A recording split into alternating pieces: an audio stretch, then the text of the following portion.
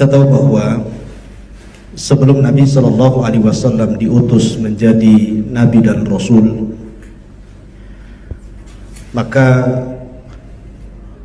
khususnya Arab ketika itu penuh dengan dunia perdukunan. Sampai-sampai dikisahkan oleh ahli sejarah bahwa jin-jin yang naik ke langit itu sangat banyak sekali di masa sebelum diutusnya Nabi Shallallahu Alaihi Wasallam, dan itu digambarkan dalam Al-Quran sendiri, surah Jin. Jadi mereka naik ke langit sehingga di langit memiliki pos-pos yang disebut dengan maqaidus sam'i. Jadi mereka punya pos-pos untuk mencuri dengar wahyu yang diwahyukan Allah kepada Jibril, yang diberitahu Jibril kepada para malaikat yang ada di langit. Sampai suatu ketika jin-jin ini tidak sanggup naik ke langit karena diserang oleh meteor-meteor. Jadi Allah Subhanahu wa ta'ala memfungsikan bintang-bintang yang ada di langit sehingga tidak ada satupun jin yang berhasil naik ke langit, padahal sebelumnya mereka mudah naik ke langit. Dari sinilah kemudian mereka heran, ada peristiwa apa ini? Kenapa kami tidak bisa naik lagi ke langit? Kenapa kami tidak bisa mencuri dengar lagi wahyu-wahyu Allah Subhanahu wa ta'ala yang ada di langit? Rupanya karena ada sebuah peristiwa yang akan merubah alam, diutusnya seorang Nabi dan Rasul, Muhammad sallallahu alaihi wasallam. Itu kondisi alam jin. Adapun alam manusia sendiri, kita tahu bahwa 3 tahun sebelum Nabi Shallallahu Alaihi Wasallam diangkat menjadi Nabi dan Rasul, maka Nabi Shallallahu Alaihi Wasallam sudah tidak nyaman hidup di kota Mekah, karena dia melihat bagaimana orang-orang Mekah itu menyembah berhala, menyembah patung-patung, melakukan maksiat, berzina, minum khamar dan lain sebagainya. Maka hati kecil Nabi Shallallahu Alaihi Wasallam, fitrahnya itu bermain. Rasul tidak suka. Maka ketidaksukaan Nabi Shallallahu Alaihi Wasallam kepada perbuatan orang-orang Arab ini, dari sinilah Nabi Shallallahu Alaihi Wasallam kemudian ingin menyendiri, ingin mencari tempat untuk tafakkur. Wa yatafakkaruna fi khalqis samawati wal ard rabbana ma khalaqta hadza batila. Jadi Nabi SAW tafakkur. Dari situlah Nabi SAW mencari-cari tempat. Akhirnya dapatlah satu tempat di atas bukit, ada sebuah gua yang disebut dengan Gua Hira. Disitulah Nabi SAW selalu menyendiri. Dan dalam riwayat bahwa Nabi SAW setahun sekali menyendiri di gua itu, 1 bulan. Jadi 1 bulan Nabi SAW di dalam gua itu, dan yang mengantarkan makanan, minuman, perbekalan adalah Khadijah selama 1 bulan itu. Dan ada yang mengatakan itu bulan Ramadan. Dan itu setiap tahun. Ya, setiap tahun 3 tahun sebelum diangkat menjadi Nabi. Lah, disinilah banyak peristiwa aneh. Apabila Nabi Shallallahu Alaihi Wasallam kemudian hendak berjalan menuju gua, terkadang dia mendengar bebatuan mengucapkan salam kepadanya. Bebatuan, pohon-pohon itu mengucapkan salam selama perjalanan dia dari rumah menuju Gua Hira. Dan ini sudah ada tanda-tanda bahwa Nabi SAW itu memang adalah manusia pilihan. Sampai-sampai batu dan juga pepohonan yang mereka bertasbih kepada Allah mengucapkan salam, dan Rasul mendengar salamnya. Rasul mendengar salamnya. Itu yang luar biasa gitu kan. Yang lain tidak mendengar, Rasul mendengar. Tentu ini sebuah peristiwa yang isyarat bahwa Nabi SAW akan diangkat menjadi manusia pilihan. Maka pada tahun ketiga, setelah 3 tahun berturut-turut Rasul tahannut, artinya iktikaf di Gua Hira, tepat di usianya 40 tahun, maka Nabi SAW mendapatkan peristiwa yang luar biasa. Tiba-tiba dia menjumpai makhluk yang sangat aneh dan merangkul dari belakang. Kemudian sambil mengucapkan Iqra ya Muhammad, Iqra ya Muhammad, bacalah wahai Muhammad. Sementara Nabi SAW terus mengatakan, ma ana biqari, aku tidak bisa baca.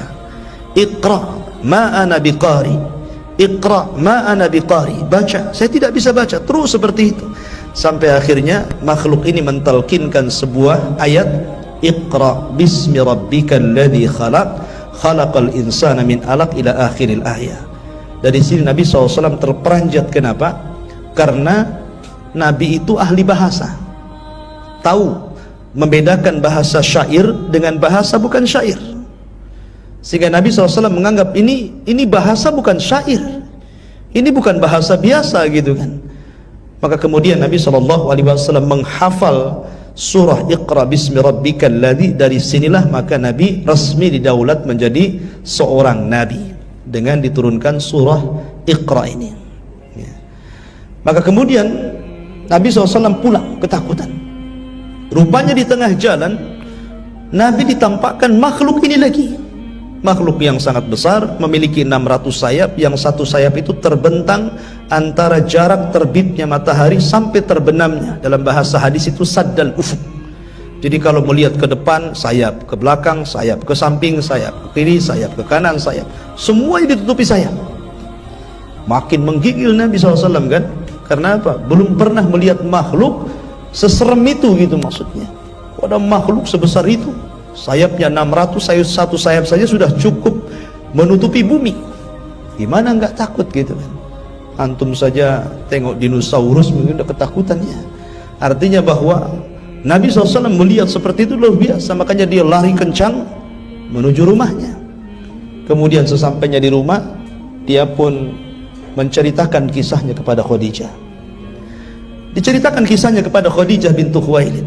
Dan subhanallah, Khadijah ini wanita yang berakal, ya, wanita yang tahu bagaimana menghibur suaminya, dan dialah wanita dari wanita-wanita yang dicontohkan untuk para wanita untuk diteladani. Khadijah bintu Khuwailid melihat suaminya ketakutan, maka dia pun menghibur Rasul dengan mengatakan kepada Nabi SAW, ya Muhammad, innallaha lan yudayyi'uka, sungguhnya Allah tidak akan menyia-nyiakan kamu, karena kamu itu orang baik, kamu itu suka menghormati tamu, membantu orang kesulitan, semua kebaikannya disebutkan. Dan ini teori yang diajarkan Khadijah, kalau antum menghibur orang itu ceritakan kebaikannya, ya. Kalau orang itu menghibur orang, ceritakan kebaikannya. Makanya disunnahkan kalau kita sedang berziarah pada orang sakit, apalagi sakitnya sudah parah, maka kalau hendak bercerita kepada orang sakit itu ceritakan amalan dia, ceritakan kebaikannya.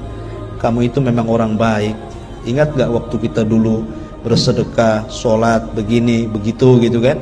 Sehingga kalau seandainya Allah takdirkan itu hari terakhir bagi dia, dia meninggal dalam posisi husnudzon, berbaik sangka dengan Allah.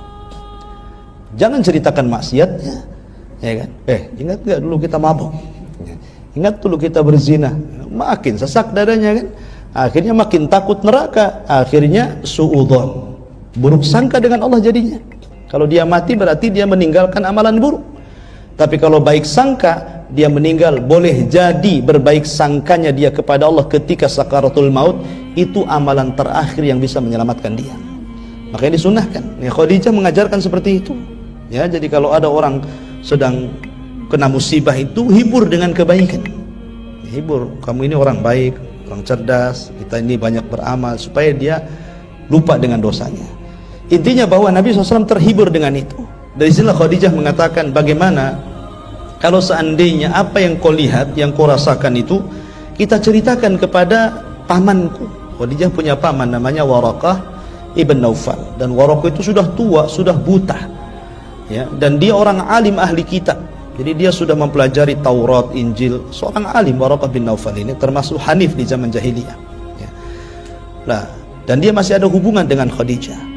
Lah, Khadijah ini terkenang dengan apa yang ia dengar dari Waraqah sebelumnya, sebelum dia berjumpa dengan Rasul, sebelum dia menikah dengan Rasul. Memang Waraqah sudah meramalkan bahwa itu tahun-tahun akan munculnya seorang nabi.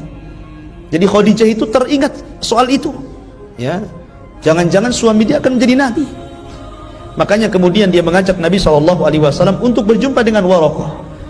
Maka sesampainya dia dengan Waraqah, diceritakan dari A sampai Z oleh Nabi SAW, dan subhanallah, Waraqah kaget dan mengatakan, sungguh makhluk yang kau temui adalah namus. Namus itu makhluk yang bersayap, dan namus itu pernah mendatangi Nabiullah Musa dan Isa, dan engkau akan diangkat jadi nabi. Kata Waraqah, kalau aku masih muda ketika engkau berdakwah dan diusir kaummu, maka aku yang akan menjagamu. Kata Waraqah, ya. Tetapi Nabi kaget, kenapa? Loh, kok bisa aku akan diusir oleh kaumku? Maka Waraqah mengatakan, ya, apapun yang kau bawa dan siapapun yang membawa yang kau bawa pasti akan disakiti, pasti akan diusir, pasti akan diuji. Ya. Dari sini menunjukkan bahwa dakwah tauhid itu pasti akan dijegal. Intinya seperti itu. Ini sunnah dakwah, ya. Waraqah sudah mengatakan seperti itu. Dari sini menjadi khilaf para ulama, Waraqah ini beriman atau tidak, ya. Sebagianlah mengatakan bahwa Waraqah ketika itu masuk Islam, dia mengimani tentang diutusnya Nabi. Maka terjadi khilaf, siapa di antara laki-laki yang dari kalangan sudah tua yang masuk Islam pertama kali. Ada yang mengatakan Abu Bakar, ada yang mengatakan Waraqah, ya. Jadi khilaf para ulama sejarah di sini. Ada yang mengatakan Waraqah, ada yang mengatakan Abu Bakar, ada yang mengatakan diperinci sebelum tersebarnya Islam Waraqah, setelah tersebarnya Islam Abu Bakar. Intinya bahwa Waraqah beriman kepada Nabi SAW dan mengisyaratkan apapun yang kau bawa pasti akan dijegal, dihalang-halangi, dan begitu seterusnya. Dan itu terbukti nanti ketika kita menjelaskan bagaimana di awal dakwah. Kita ceritakan mukadimah dulu, ya. Akhirnya kemudian Nabi SAW mendengar seperti itu, maka dia makin ketakutan gitu kan. Bukannya mendapatkan kabar yang bagus, malah kemudian ditakut-takuti gitu. Engkau akan diusir kaummu, engkau akan dijegal, engkau akan begini. Makin menggigil dia pulang. Lah ketika tengah malam dia sedang menggigil, kemudian diselimuti oleh Khadijah, disinilah maka malaikat Jibril datang, kemudian menyeru, ya ayyuhal muzammil. Dalam ayat yang lain, ya ayyuhal muddathir, kum fa'angdir. Wahai orang yang berselimut, wahai orang yang sedang berselimut, kum, berdiri, fa'angdir, berikan peringatan kepada umatmu. Maka dengan turun surah Al-Muddathir ini, resmilah Rasul didaulat menjadi Rasul. Dengan Iqra menjadi Nabi, dengan Mudaththir menjadi Rasul, ya. Dan setelah Nabi SAW kemudian diangkat menjadi Rasul, wahyu sempat terputus, ya. Dimana Jibril lama tidak menjumpai Nabi SAW. Akhirnya kemudian datang seorang wanita musyrik, datang kepada Nabi SAW, kemudian mengatakan, ya Muhammad, aina syaitanuk? Hei Muhammad, mana setanmu, katanya. Yang suka membawa wahyu itu, mana setanmu sekarang? Kok gak ada lagi, katanya. Maka Nabi SAW sedih. Akhirnya kemudian dalam kesedihan inilah turun Al-Quran surah Wadduha, ya. Ma wadda'aka rabbuka wa ma qala. Turun surah ini, Wadduha wal laili idza saja, ma wadda'aka rabbuka wa ma qala. Ma wadda'aka, Rabbmu tidak akan meninggalkanmu wahai Muhammad, wa ma qala, dan juga tidak akan membencimu, ya. Artinya bahwa Rabbmu akan bersamamu dan dia senantiasa mencintaimu. Jangan sedih.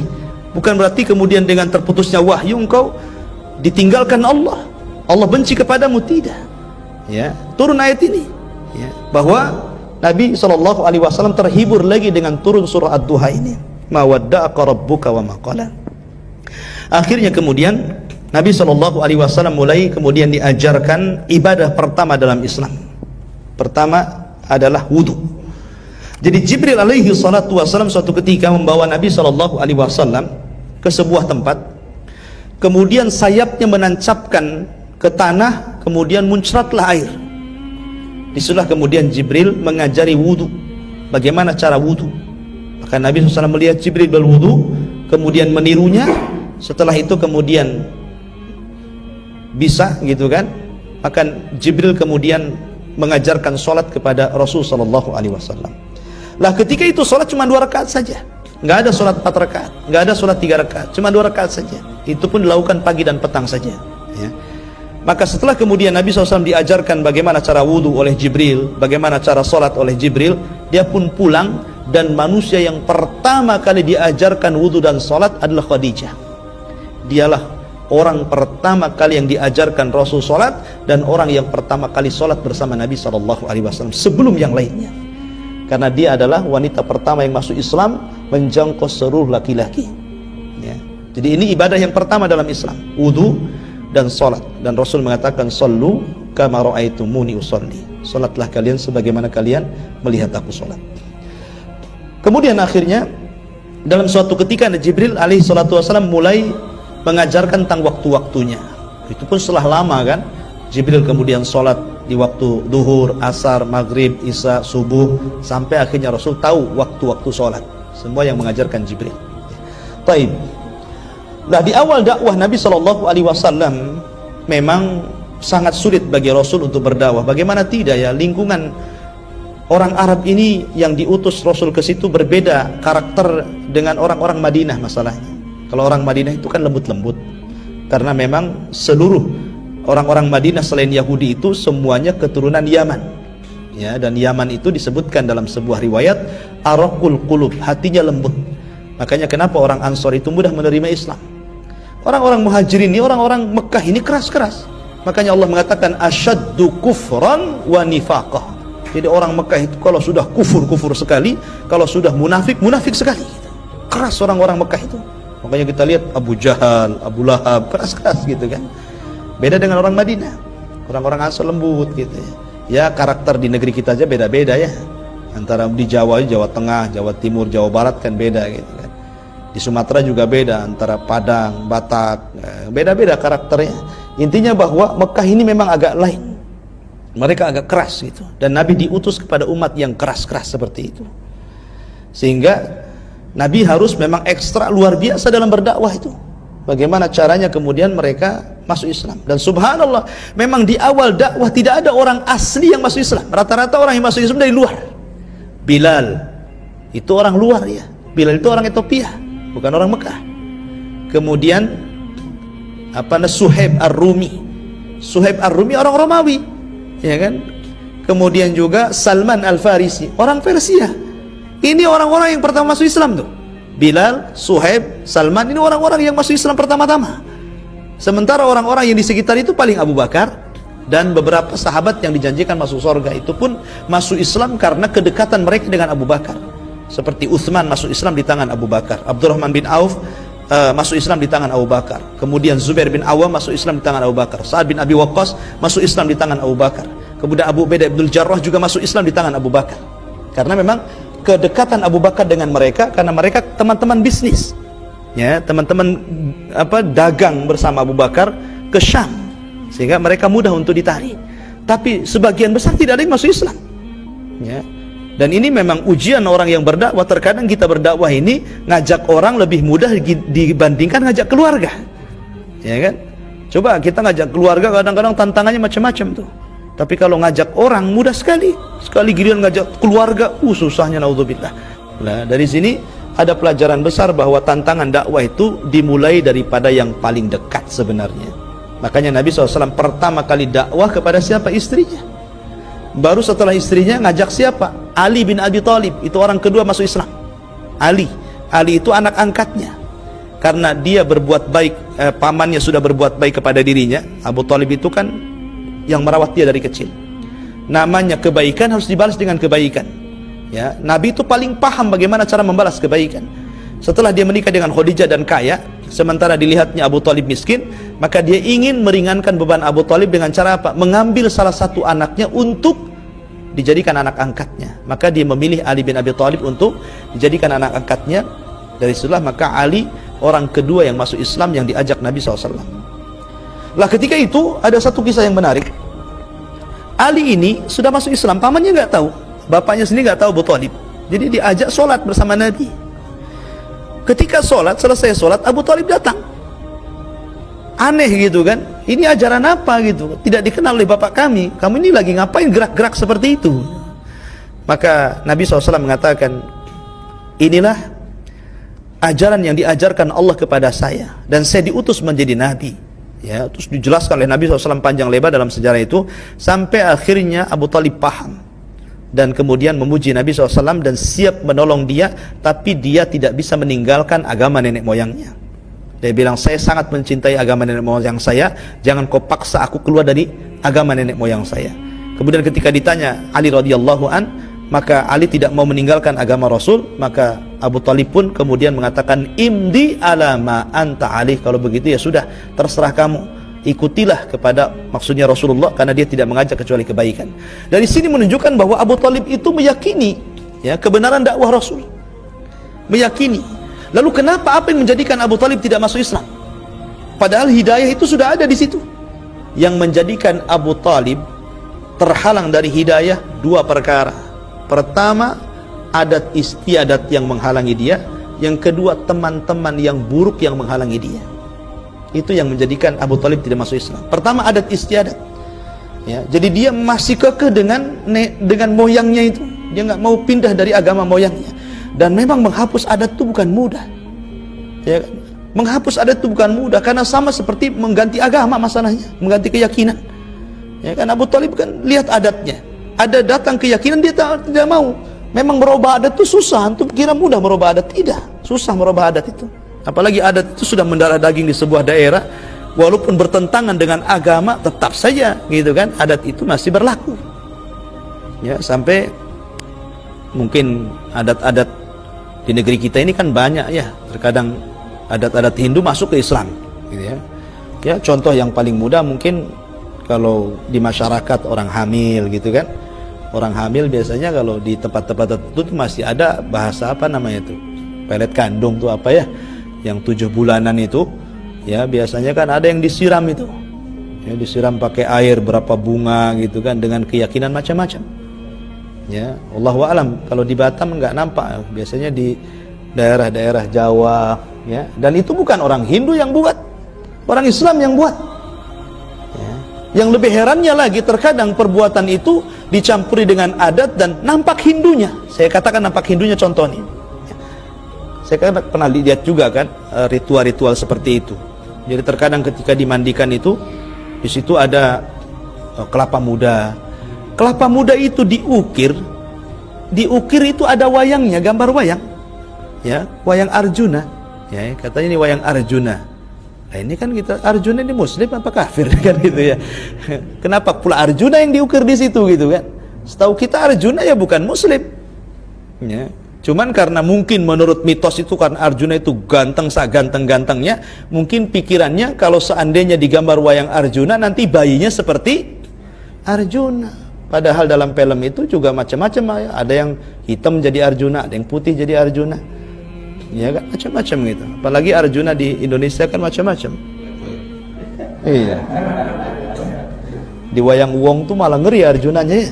Jadi, apalagi wayang golek, Arjunanya kayak kayu gitu.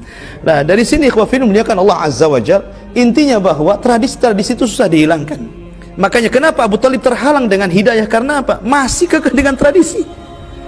Yang kedua, kawan-kawan. Abu Talib itu kan kawan-kawannya Abu Jahal, kawan-kawannya Umayyah bin Khalaf, kawan-kawannya Utbah, itu kan tokoh-tokoh Quraisy itu ya. Makanya ini yang menjadikan Abu Talib susah masuk Islam. Terbukti ketika Abu Talib sakaratul maut, Rasul itu berusaha menjadikan Abu Talib muslim.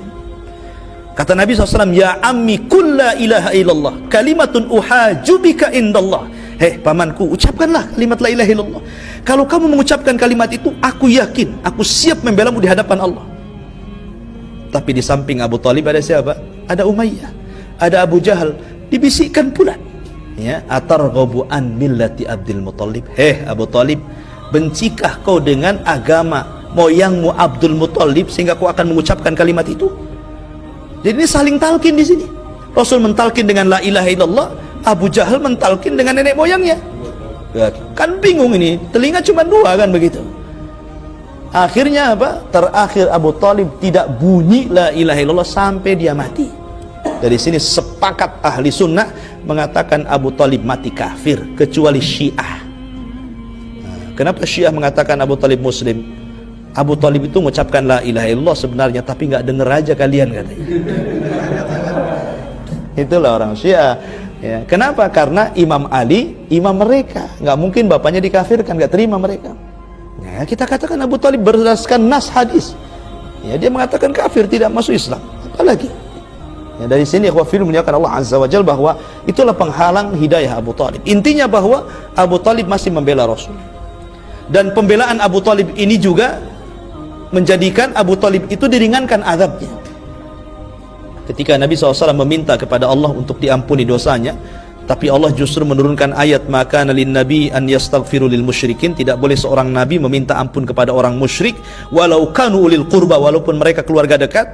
Akhirnya Nabi SAW hanya meminta syafaat khusus agar Abu Talib diringankan azabnya.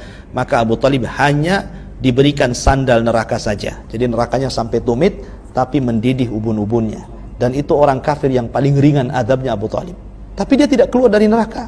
Sehingga sebagian ulama akidah mengatakan tidak suka mengistilahkan dengan syafaat khusus, ya, tetapi diringankan azabnya karena syafaat itu harus keluar dari neraka. Tapi ulama akidah berselisih tentang masalah istilah syafaat. Intinya bahwa Abu Talib diringankan azabnya tapi tidak keluar dari neraka, intinya seperti itu. Kenapa? Karena dia telah menolong Rasul, ya, cuman tidak masuk Islam. Dari sini juga ada faedah besar ikhwan, bahwa kecintaan kepada Rasul itu tidak cukup di lisan, tetapi harus ada ittiba, ya, harus ada percontohan. Abu Talib itu orang yang paling cinta kepada Nabi. Tidak ada yang paling cinta melebihi Abu Talib. Mungkin antum dengan kecintaan Abu Talib kepada Nabi jauh masih lebih cinta Abu Talib kepada Nabi dibandingkan kita, ya. Contoh sebuah sejarah, ketika para pembesar Quraisy datang kepada Abu Talib, kemudian mengancam dan mengatakan, ya Abu Talib, inna ibna akhi qad sabba alihatina wa saffaha ahlamana wa farraqa jama'atana. Hei Abu Talib, anak saudaramu si Muhammad itu sudah kurang ajar, ya. Dia sudah membodoh-bodohkan agama kami, membodoh-bodohkan Tuhan-Tuhan kami, memporak-porandakan barisan kami. Kalau kau tidak cegat, kami yang akan mencegahnya. Gitu. Saking marahnya ini pembesar Quraisy ini, Abu Talib datang kepada Rasul esok harinya, kemudian mengatakan, ya Muhammad, tolonglah aku, jangan bebankan sesuatu yang aku tidak sanggup.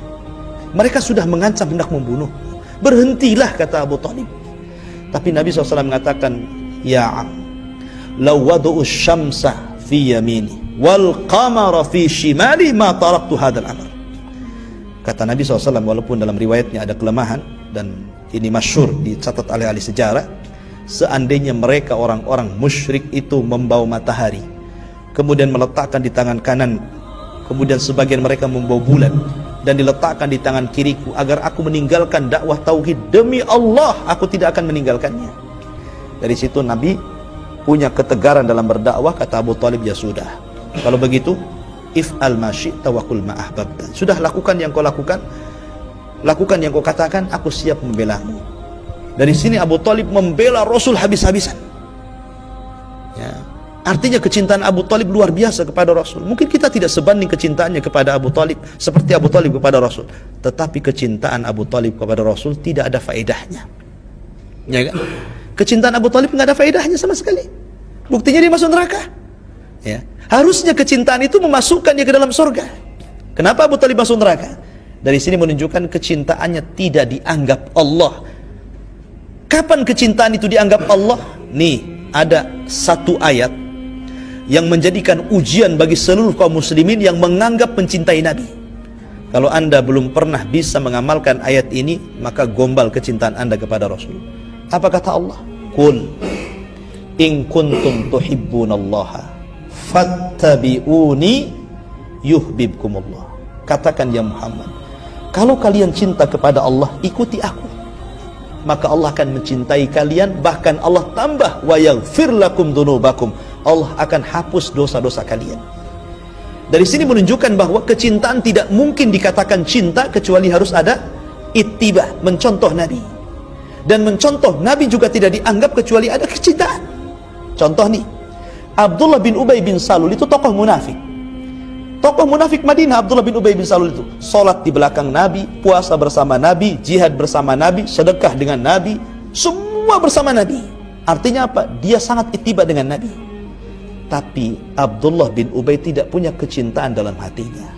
Kenapa? Karena dia munafik, ya kan? Dia melakukan itu hanya mencari kesempatan kapan membunuh Nabi, itu saja. Ya. Makanya dari sini menunjukkan ittiba saja tidak cukup. Nanti kayak Abdullah bin Ubay, tokoh munafik. Cinta saja tidak cukup. Nanti kayak Abu Talib. Ya, maka harus digandengkan tuh kecintaan dengan ittiba. Maka jadilah Abu Bakar, Umar, Utsman, Ali dan yang lainnya, yang mereka cinta dan juga ittiba kepada Nabi SAW. Dari sini menunjukkan ikhwan bahwa kecintaan itu perlu, dan juga ittiba itu yang menopang kecintaan. Jangan seperti Abu Talib dan jangan juga seperti Abdullah bin Ubay. Jadilah seperti Abu Bakar, Umar, Utsman dan sahabat yang lainnya. Wafirin muliakan Allah Subhanahu wa taala. Kemudian setelah Nabi SAW diangkat menjadi nabi dan rasul, maka Nabi SAW berdakwah selama 3 tahun sirriyah, tidak terang-terangan. Dia gedor-gedor rumah saja, door to door bahasa kitanya ya. Ngajak Abu Bakar masuk Islam, ngajak ini masuk Islam. Akhirnya subhanallah, 3 tahun dia dakwah sirriyah itu, dakwah tidak terang-terangan. Akhirnya Islam berkembang, mulai berkembang tuh. Ya. Ketika Islam berkembang itulah, sebelumnya Nabi SAW sudah menikahkan 2 putrinya dengan 2 putra Abu Jahal. Karena menikahnya 2 putri Rasul itu sebelum diangkat jadi nabi. Jadi Abu Jahal punya anak namanya Utbah, itu yang paling gede. Kemudian adiknya namanya Utaibah. Utbah menikah dengan Ruqayyah. Ruqayyah itu putri Nabi, ya, adiknya Zainab.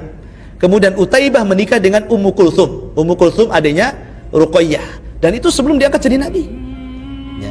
Setelah diangkat jadi nabi dan rasul, kemudian Rasul SAW berdakwah sirriyah, banyak orang-orang yang masuk Islam. Kedengaran ke telinga siapa? Abu Jahal. Abu Jahal marah. Akhirnya dia panggil anak laki-lakinya, "Hei Utbah, hei Utaibah, ceraikan si Ruqayyah dan Ummu Kulthum itu. Balikkan dia ke bapaknya, karena dia telah menghina nenek moyang kami." Ya mau tidak mau, karena takut dengan bapaknya, cinta sebesar apapun takut dengan bapaknya, ya akhirnya diceraikanlah. Akhirnya Ruqayyah diceraikan oleh Utbah dan Ummu Kulthum diceraikan oleh Utaibah karena ingin menyakiti Nabi. Segitunya, coba bayangkan. Ya, kebencian Abu Jahal kepada Rasul. Sampai-sampai disuruh jangan ada hubungan lagi. Ya, kita putus dengan Muhammad. Ya, jadi kembalikan anaknya. Tapi dengan demikian rupanya perceraian Utbah dan Ruqayyah, Utaibah dan Ummu Kulthum ini ada hikmah di balik itu. Semua skenario Allah. Kenapa? Karena ada laki-laki yang memang cocok untuk Ruqayyah. Laki-laki ini sudah memang dari dulu ingin menikahi dengan Ruqayyah. Ya, siapa dia? Utsman bin Affan. Ya, Utsman bin Affan itu sudah jatuh cinta dari dulu, karena zaman itu kan belum ada ayat hijab. Jadi wanita-wanita itu masih nampak mukanya. Sehingga Utsman itu dari dulu sudah ingin menikah dengan Ruqayyah. Cuman pas mau minang kedahuluan, Utbah sakit hati dia. Ya. Rupanya setelah mendengar bahwa Ruqayyah diceraikan oleh Utbah, senang dia. Ya, kutunggu jandamu kan begitu. Ya. Akhirnya kemudian dia datang kepada Nabi SAW. Setelah itu dia masuk Islam dulu. Setelah masuk Islam, dia tidak lama-lama, langsung dia melamar Ruqayyah. Jadilah Ruqayyah istri Utsman bin Affan. Bahkan dikatakan dalam sebuah syair, ahsana zaujaini Ruqayyah. Ya, sebaik-baik suami istri adalah Ruqayyah wa Utsman dan Utsman. Dari sini keluarga ini memberikan contoh teladan, karena keluarga ini termasuk yang berjuang dalam Islam di awal-awal. Ruqayyah dan Utsman ini hijrah pertama, hijrah kedua, hijrah ke Madinah, 3 hijrah ikut dia. Ya, padahal hijrah pertama itu ngeri kan, Mekah ke Ethiopia, melewati berapa negara tuh, gitu kan? Bukan dekat gitu, harus lewat Yaman dulu, dari Yaman nyeberang lagi ke, dan nggak ada kapal, nggak ada pesawat, jalan kaki, bisa saja mati di jalan kehausan, ya, bisa saja kapalnya terombang-ambing ombak gitu kan. Jadi luar biasa hijrah mereka itu untuk mempertahankan agama kan, masya Allah gitu. Kalau kita nggak ada apa, makanya nggak ada apa-apanya kita dengan sahabat Rasul. Kata Rasul, jangan kau celah sahabatku, Sebab kalau seandainya dibandingkan keimanan kalian dengan mereka, jangan lagi satu mud, setengah mud saja nggak ada katanya. Ini menunjukkan bahwa hebatnya para sahabat ketika membela agama Islam. Intinya bahwa maka Abu Jahal menyuruh anak-anak menceraikan Ruqayyah untuk menyakiti Rasul. Dari sini mulai perlawanan sudah ada. Pertama dari Abu Lahab dulu sebenarnya, ya, kemudian baru yang lainnya. Jadi justru dari keluarga dekat dulu, Abu Lahab dulu. Tapi Nabi SAW kemudian setelah 3 tahun berdakwah Syria, Allah Subhanahu wa taala turunkan ayat wa angdir ashiratakal aqrabin, hendaklah engkau memberikan peringatan kepada keluarga dekatmu. Disinilah Nabi mulai melebarkan sayap dakwahnya. Kalau tadi kan hanya lingkup keluarga saja, teman-teman dekat, keluarga gitu kan. Nah, ini sudah mulai nih kepada seluruh Quraisy. Berani dia, ya. Kemudian memanggil semua kabilah-kabilah Quraisy, turunan-turunannya, ya, kabilah Bani Adi, kabilah Bani ini, Bani itu, kumpul semua disebut di sebuah bukit namanya Sofa, yang kita kenal dengan Sofa Marwah gitu kan. Disitulah Nabi SAW berceramah, dan Sofa itu salah satu tempat memang untuk mengumpulkan orang. Jadi di zaman itu ada tempat yang khusus apabila orang memanggil-manggil orang itu pasti kumpul di situ. Dan bukit Sofa itu tempat pertemuan. Jadi kalau ada hal-hal yang genting, maka dia akan berdiri di bukit itu kemudian memanggil-manggil orang. Maka Nabi SAW memanggil-manggil orang, akhirnya semua orang datang. Dan subhanallah, di sini ada mukjizat, di mana di zaman itu kan nggak ada mikrofon kayak gini ya. Gimana Rasul manggil-manggil orang coba? Pada bukit Sofa jauh, sementara desa-desa kan jauh. Macam mana itu? Oh, sekarang kan pakai mic ya, kencang-kencang. Ya. Kata ulama sejarah, Nabi SAW diberikan mukjizat seperti mukjizat yang Allah berikan kepada Ibrahim. Apa mukjizatnya? Ketika Nabi Ibrahim itu selesai membangun Ka'bah bersama Ismail putranya, maka Allah memerintahkan Ibrahim untuk memanggil manusia untuk haji. Tapi Ibrahim ketika itu mengatakan, ya Rabb, suaraku terbatas. Macam mana aku harus berteriak gitu kan kepada orang yang di ujung selatan, ujung barat, ujung utara, ujung yang lainnya. Kata Allah, sudah, kamu teriak saja, aku yang menyampaikan suaramu, kata Allah. Ya. Maka dari sini Nabi SAW walaupun dia di atas bukit Sofa, dia berteriak, Allah yang menyampaikan teriakan itu sampai menembus rumah-rumah orang. Dan semua orang kenal siapa ini, suara siapa ini. Ini suara Rasul Shadiqul Amin. Ini ada apa? Ini pasti ada hal-hal yang penting ini. Semua orang berkumpul di bukit Sofa. Baru Nabi SAW kemudian meyakinkan kejujurannya, masih dipercaya atau tidak. Tidak langsung berdakwah Rasul itu. Ya, kata Rasul, gimana pendapatmu kalau seandainya ada pasukan di belakang bukit Abi Kubais ini menyerang kalian, kira-kira percaya nggak kalian? Semua orang mengatakan percaya karena kau tidak pernah berdusta. Nah, dari sini menunjukkan apa? Secara akhlak mereka tidak mengingkari Nabi. Ya, karena mereka masih percaya itu kejujuran Rasul, ya kan? Setelah kemudian Rasul mengetahui bahwa masih dipercaya oleh orang-orang Quraisy tentang kejujurannya, barulah Rasul mulai berdakwah tauhid. Ya, kata Rasul, selamatkan kalian dari api neraka.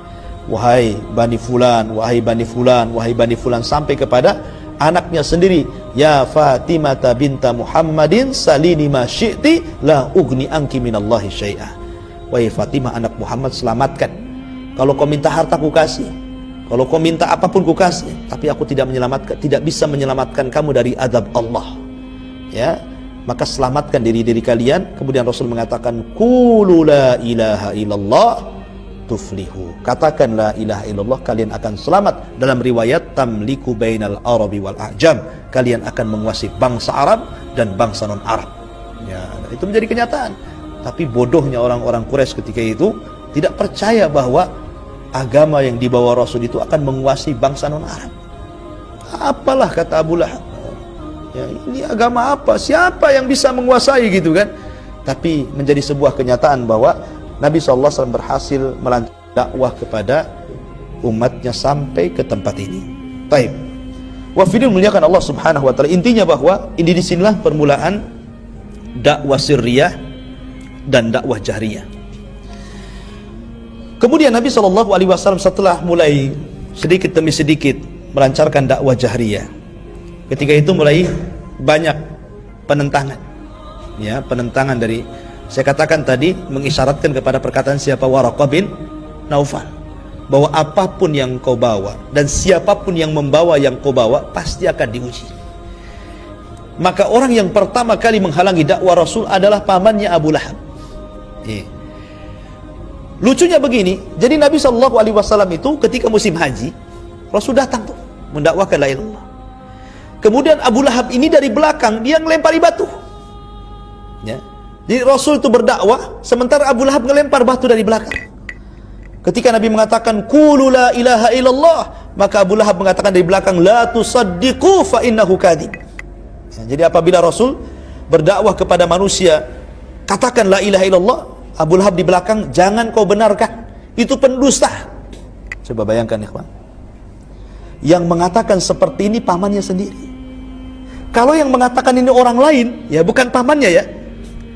Ini kan bukan pembunuhan karakter ya. Kalau pamannya sendiri kan pembunuhan karakter namanya, ya kan? Karena yang paling tahu kan ponakan pamannya. Kalau pamannya ngomong itu pendusta, ayo, ini pendusta pamannya yang ngomong kan gitu kan. Kalau Abu Jahal yang ngomong mungkin tidak berat. Ini Abu Lahab yang ngomong begitu, pamannya sendiri. Jangan kau benarkan, dia pendusta, dia gila gitu kan. Ini berat Nabi ini. Ya, jadi beban mental ini pamannya sendiri yang ngomong begitu. Antum saja kalau berdakwah, ya, kemudian dijelek-jeleki oleh keluarganya, susah kita mau berdakwah. Oh, keluarganya saja nyala dia, gitu kan bahasa kita kan. Apalagi orang lain gitu. Ya, tapi Nabi bersabar, terus bersabar. Ya, sampai akhirnya kemudian berhasil di musim haji itu mendakwai orang-orang dari Ansor. Beberapa belas orang yang dari Madinah, mereka datang ke Mekah untuk haji, dan subhanallah akhirnya Nabi bisa mengislamkan orang-orang itu, yang akhirnya belakangan diutus Mus'ab bin Umair, ya, pendakwah pertama yang diutus Nabi untuk berdakwah di Madinah. Di tangan dialah Sa'd bin Mu'adz, tokoh Aus, masuk Islam. Akhirnya menyebar Islam di Madinah kan, dan itu persiapan hijrahnya beliau. Ya. Tapi yang jelas ini semua skenario Allah Subhanahu wa taala, bahwa Allah sudah melembutkan hati-hati orang itu. Tapi lain dengan di Mekah, lain pula di Madinah gitu kan. Di Madinah ini sudah menyebar Islam di mana-mana gitu. Justru di Mekah malah permusuhan yang sengit, yang luar biasa. Nah, dari sini ada hikmah pelajaran. Terkadang memang salah satu metode dakwah itu hijrah. Ya kan? Metode dakwah itu salah satunya hijrah. Maka Nabi kayaknya nggak kondusif ini di Mekah. Ya, hijrah saja lah. Setelah hijrah Allah bukakan semuanya. Ya, makanya di antara asalibu dakwah, metode-metode dakwah itu bermacam-macam. Ya, salah satu dengan hijrah. Ya, salah satunya dengan hijrah, ataupun salah satunya dengan menghindar dari lingkungan yang buruk kemudian masuk ke lingkungan yang baik.